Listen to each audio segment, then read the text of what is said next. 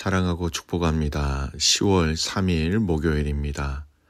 오늘도 우리 주님과 함께 동행하는 복된 하루가 되시기를 축복합니다. 오늘 말씀 제목은 한 주인을 섬기는 것이 신앙입니다 라는 제목으로 함께 말씀을 나누고자 합니다. 오늘 말씀은 열왕기하 17장 24절에서 41절까지 말씀입니다. 말씀 봉독합니다. 아수르 왕이 바벨론과 구다와 아하와 하맛과 스발와임에서 사람을 옮겨다가 이스라엘 자손을 대신하여 사마리아 여러 성읍에 두매 그들이 사마리아를 차지하고 그 여러 성읍에 거주하니라.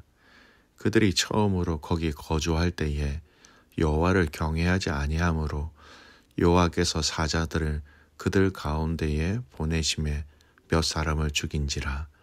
그러므로 어떤 사람이 아수르 왕에게 말하여 이르되 왕께서 사마리아 여러 성읍에 옮겨 거주하게 하신 민족들이 그 땅 신의 법을 알지 못함으로 그들의 신이 사자들을 그들 가운데에 보내매 그들을 죽였사오니 이는 그들이 그 땅 신의 법을 알지 못함이니이다 하니라. 아수르 왕이 명령하여 이르되 너희는 그곳에서 사로잡아 온 제사장 한 사람을 그곳으로 데려가되 그가 그곳에 가서 거주하며 그 땅 신의 법을 무리에게 가르치게 하라 하니 이에 사마리아에서 사로잡혀 간 제사장 중 한 사람이 와서 베델에 살며 백성들에게 어떻게 여호와를 경외할지를 가르쳤더라. 그러나 각 민족이 각기 자기의 신상들을 만들어 사마리아 사람이 지은 여러 산당에 두되 각 민족이 자기들이 거주한 성읍에서 그렇게 하여 바벨론 사람들은 숫곳 누봇을 만들었고 굿 사람들은 네르가를 만들었고 하맛 사람들은 아시마를 만들었고 아와 사람들은 니파스와 다르닥을 만들었고 스발와임 사람들은 그 자녀를 불살라 그들의 신 아드람멜렉과 아남멜렉에게 드렸으며 그들이 또 여호와를 경외하며 자기 중에서 사람을 산당의 제사장으로 택하여 그 산당에서 자기를 위하여 제사를 드리게 하니라. 이와 같이 그들이 여호와도 경외하고 또한 어디서부터 옮겨왔든지 그 민족의 풍속대로 자기의 신들도 섬겼더라. 그들이 오늘까지 이전 풍속대로 행하여 여호와를 경외하지 아니하며 또 여호와께서 이스라엘이라 이름을 주신 야곱의 자손에게 명령하신 율례와 법도와 율법과 계명을 준행하지 아니하는도다. 여쪽에 여호와께서 야곱의 자손에게 언약을 세우시고 그들에게 명령하여 이르시되 너희는 다른 신을 경외하지 말며 그를 경배하지 말며 그를 섬기지 말며 그에게 제사하지 말고 오직 큰 능력과 편팔로 너희를 애굽에서 인도하여 내신 여호와만 경외하여 그를 예배하며 그에게 제사를 드릴 것이며 또 여호와가 너희를 위하여 기록한 율례와 법도와 율법과 계명을 지켜 영원히 행하고 다른 신들을 경외하지 말며 또 내가 너희와 세운 언약을 잊지 말며 다른 신들을 경외하지 말고 오직 너희 하나님 여호와만을 경외하라. 그가 너희의 모든 원수의 손에서 건져내리라 하셨으나 그러나 그들이 듣지 아니하고 오히려 이전 풍속대로 행하였느니라. 이 여러 민족이 여호와를 경외하고 또 그 아로 새긴 우상을 섬기니 그들의 자자손손이 그들의 조상들이 행하던 대로 그들도 오늘까지 행하니라. 아멘. 오늘 말씀 제목은 한 주인을 섬기는 것이 신앙입니다 라는 제목으로 함께 말씀을 나누겠습니다. 오늘 말씀은 이 북이스라엘의 멸망 이후에 그 땅에 일어난 일들에 대해서 기록하고 있는 것이 오늘 본문의 내용입니다. 북이스라엘은 아수르라는 나라를 통해서 멸망당했지요. 그 원인은 우상 숭배라는 것을 어제 본문의 말씀을 통하여 우리는 다시 한 번 더 확인하였습니다.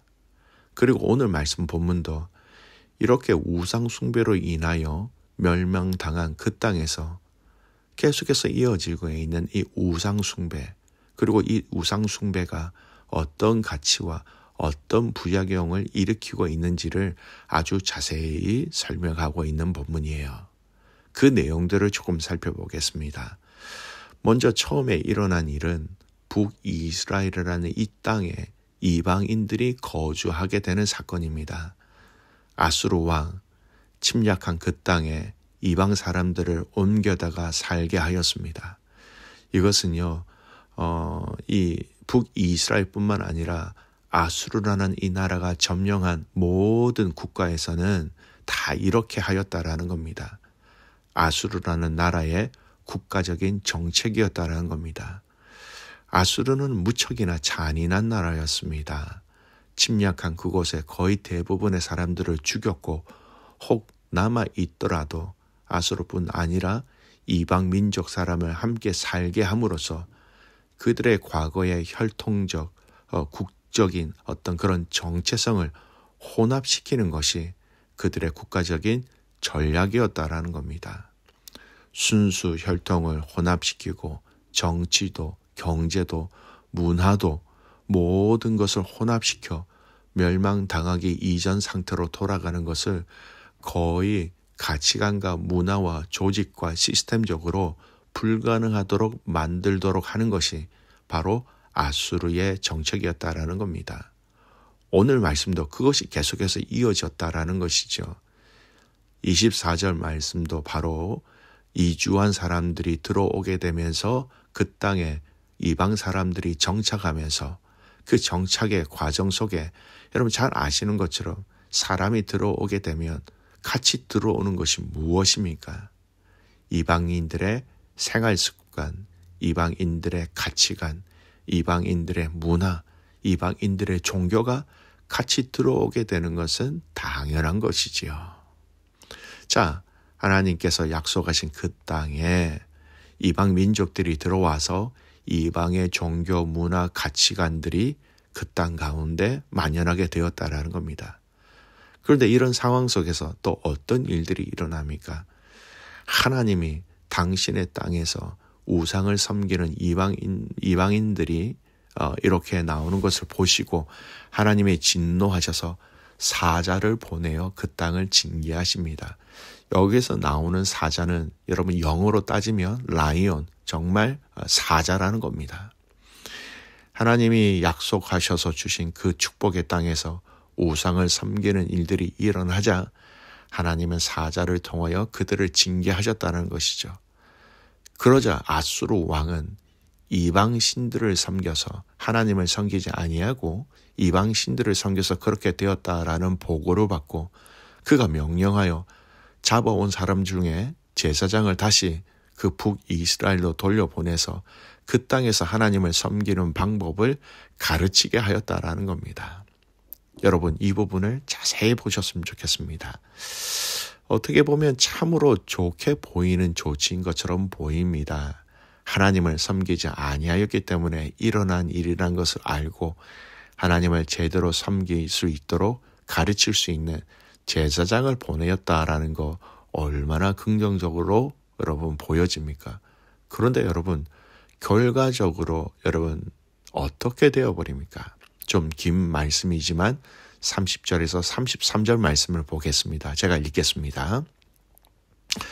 바벨론 사람들은 스콘 누봇을 만들었고 굿 사람들은 네르가를 만들었고 하맛 사람들은 아시마를 만들었고 아와 사람들은 니바스와 다르닥을 만들었고 스발와임 사람들은 그 자녀를 불살라 그들의 신 아드람멜렉과 아남멜렉에게 드렸으며 그들이 또 여호와를 경외하여 자기 중에서 사람을 산당의 제사장으로 택하여 그 산당에서 자기를 위하여 제사를 드리게 하니라. 이와 같이 그들이 여호와도 경외하고 또한 어디서부터 옮겨왔든지 그 민족의 풍속대로 자기의 신들도 섬겼더라. 여러분 오늘 이렇게 표현되어진 여러 우상들의 이름이 있죠. 곧 느봇, 바벨론 우상의 이름입니다. 구다라는 지역입니다. 네르갈이라는 자신들의 우상을 만들었다라는 겁니다. 하마스 사람들은 아시마를 만들었다고 하는데 구체적으로 이것이 무엇인지를 알 수 없지만 우상의 형상으로 이해하시면 됩니다. 이주해 온 사람들, 각각 그 사람들이 섬겼던 신들과 그 문화 그대로 그들을 섬겼다라는 거예요. 참으로 안타까운 일입니다. 더 안타까운 것은 그 속에서 그들 중에 하나님에게 제사하고 하나님을 섬기는 사람들도 같이 있었다라는 거예요. 여러분, 이 말씀이 무엇을 우리에게 얘기하고 있습니까? 하나님을 섬기는 것이 여러 신들을 섬기는 것 중에 선택 중에 하나였다라는 겁니다. 쉽게 얘기해서 태양신도 섬기고 달신도 섬기고 바다와 물과 또 자신들의 신념으로 만든 우상도 섬기고 거기에다 하나님을 섬기는 것을 하나로 추가하였다라는 겁니다. 여러분, 성경은 이것을 무엇이라고 평가하는지를 분명히 아셔야 합니다. 34절 말씀 보십시오. 그들이 오늘까지 이전 풍속대로 행하여 여호와를 경외하지 아니하며 또 여호와께서 이스라엘이라 이름을 주신 야곱의 자손에게 명령하신 율례와 법도와 율법과 계명을 준행하지 아니하는도다. 이 우상 숭배와 하나님을 섬기는 이 두 가지 일들이 오늘까지 쭉 이어져 있는데 이것을 34절 자세히 보시면 여호와를 경외하지 아니하며라고 얘기하고 있습니다. 이런 행위, 우상을 섬기면서 하나님도 섬기는 이것을 여호와를 경외하지 아니하였다라고 성경은 분명히 진단하고 있습니다. 그렇습니다. 하나님은 당신만을 믿고 당신만을 섬기고 당신에게만 예배하기를 하나님은 원하고 계십니다. 멸망한 이스라엘 땅에서 일어난 이 잡다한 신들을 섬기는 그들이 하나님도 그 신들 중에 하나로 알고 섬기는 이러한 행위를 하나님은 경외하지 아니하였다라고 말씀하고 있는 것이지요. 사랑하는 믿음의 성도 여러분, 경외라는 것의 의미적 정의를 하나 더 발견하게 됩니다. 하나님만을 섬기는 것이 경외라는 겁니다. 하나님만을 예배하고 하나님만을 의지하고 하나님만을 신뢰하는 것이 경외라는 것이죠. 유다의 멸망의 마지막 때를 살펴보면 유다도 하나님께 절기를 지키고 안식일을 지키고 제사를 드리고 할 것 다 하였습니다. 하지만 그 땅에 다른 신들을 섬기는 우상 숭배도 함께 들어와 있었기 때문에 하나님은 유다를 심판하실 수밖에 없으셨다라는 것이지요. 사랑하는 성도 여러분, 우리 하나님은 당신의 자녀들이 하나님 당신만을 섬기고 예배하기를 원하고 계십니다. 당신만을 섬기고 당신만을 찬양하며 당신만 예배하는 것. 열왕기하 17장 39절 오늘 말씀에 오직 너희 하나님 여호와만을 경외하라. 그가 너희를 모든 원수의 손에서 건져내리라 하셨으나, 여러분 하셨으나 과거에 이런 말씀을 하셨다라는 거예요. 여호와 하나님만을 경외하라는 겁니다. 여러분 이 말씀의 근원을 찾아볼까요?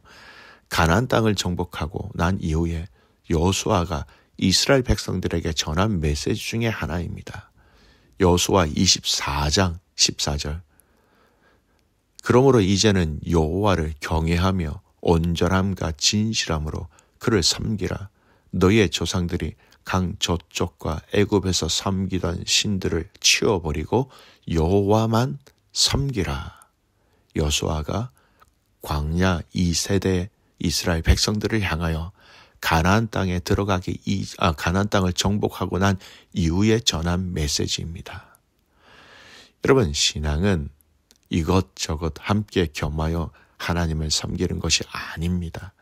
하나님만을 예배하는 것이 신앙이며 하나님만을 예배하는 그 행위가 바로 경외라는 것이죠. 예수님도 비슷한 말씀을 하셨습니다. 하나님과 재물을 겸하여 섬기지 못한다라는 것. 이것이 바로 경외다라고 성경은 얘기하고 있는 겁니다. 말씀의 내용을 정리합니다. 한 주인을 섬기는 것이 바로 신앙입니다.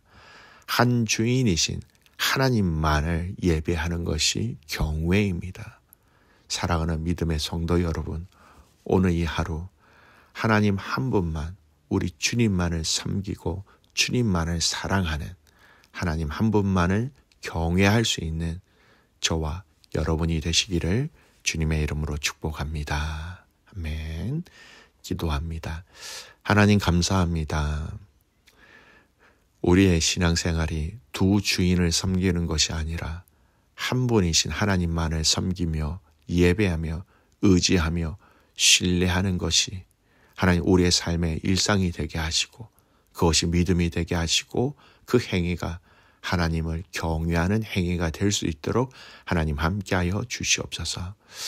하나님만을 섬기지 못하고 나 자신을 섬기고 또 우상을 섬기고 또 재물을 섬기고 사람을 섬기지 않도록 우리의 마음을 붙잡아 주시고 한 분이신 주님만을 사랑하고 신뢰하는 것이 우리에게 얼마나 영광스러운 일인지를 깨닫게 하옵소서.